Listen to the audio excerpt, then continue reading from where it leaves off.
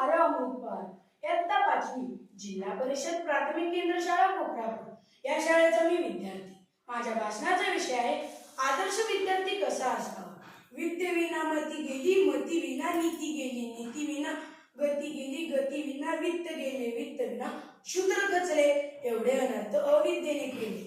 असे विद्यार्थ्याच्या जीवनातील अर्थ व महत्त्व सांगणारे महात्मा ज्योतिराव फुले. विद्यार्थी विद्या ग्रहण करणारा असावा. विद्येमुळे विद्यार्थ्याच्या जीवनाला अर्थ प्राप्त होतो. म्हणून म्हटले आहे विद्याधनम सर्वधनम प्रधानम. विद्याधन हे सर्व धनापेक्षा सर्वोच्च धन आहे. माझ्या मते विद्यार्थी असा असावा ज्याने आपल्या आईची इच्छा पूर्ण करून स्वराज्य निर्माण केले, असे छत्रपती शिवाजी महाराजांसारखा असावा. शिक्षण हे वाघिणीचे दूध आहे, जो प्राशन करेल तो गुरगुरल्याशिवाय राहणार नाही, असे सांगणारे डॉक्टर बाबासाहेब आंबेडकरांसारखा असावा. स्वप्न ती नाही जी झोपेत पडतात, स्वप्न ती आहे जी झोपूच देत नाही, असे एपीजे अब्दुल कलामांसारखा असावा. सर्वोच्च क्षेत्रावर विराजमान होण्यासाठी त्याने काही महत्त्वपूर्ण पावले उचलणे गरजेचे आहे. विद्यार्थी एकाग्र असावा. एकाग्रता हीच यशाची गुरुकिल्ली आहे. जो विद्यार्थी एकाग्र राहील तोच उच्च पदावर जाईल. म्हणून सर्व विद्यार्थ्यांनी एकाग्र राहणे गरजेचे आहे. विद्यार्थी बुद्धिमान असावा.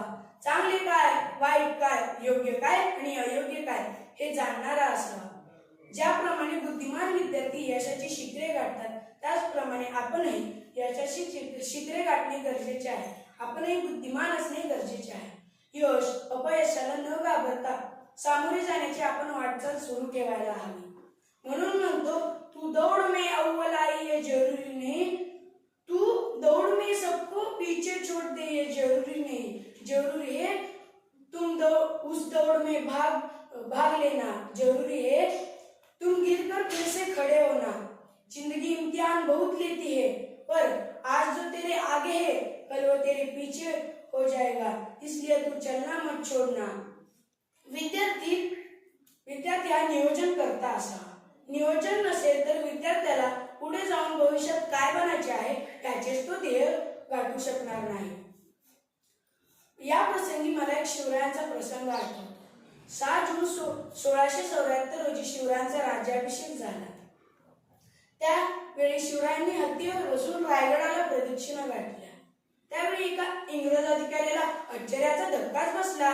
त्याला वाटले एवढा मोठा हत्ती रायगडावर आणलाच कसा. त्याला राहवलं नाही आणि त्यांनी शिवरायांना विचारलं, शिवराय तुम्ही एवढा मोठा हत्ती रायगडावर आणलाच कसा. शिवराय म्हणाले, मला माहित होतं भविष्यात कधी ना कधीतरी राज्याभिषेक करावाच लागणार होता, म्हणून मी 20 वर्षांआधीचे हत्तीचे छोटेचे पिल्लू रायगडावर आणून ठेवले होते. या गोष्टीतून आपल्याला एवढे तर कळते की नियोजन हे किती गरजेचे आहे. म्हणून प्रत्येक विद्यार्थ्याला नियोजन करणे गरजेचे आहे. विद्यार्थी हा वेळेचे महत्त्व जाणणारा असावा. कारण सर्व गोष्टी परत मिळतात पण वेळ ही परत मिळत नाही. टाइम इज मनी. म्हणून विद्यार्थ्याने त्याच्या पुढच्या वाटचालीला सुरुवात करावी. विद्यार्थी मोठमोठे स्वप्ने पाहणारा असावा आणि ती स्वप्ने आज सत्यात उतरवणारा असावा. आई, वडील व शिक्षक यांचा मानसन्मान करणारा हवा. आज आपल्या आई वडिलांमुळे हे जग आपण बघतोय आणि शिक्षकांमुळे हे जग जगायला शिकत आहोत. म्हणून आपण आई, वडील, शिक्षक आणि मोठ्या माणसांचा आदर करावा. जाता जाता शेवटी एवढेच म्हणतो की जो काम दुनिया को नामुमकिन लगे, जो काम दुनिया को नामुमकिन लगे वही सही मौका होता है दुनिया को अपना कर्तव्य दिखाना. धन्यवाद. जय हिंद, जय महाराष्ट्र.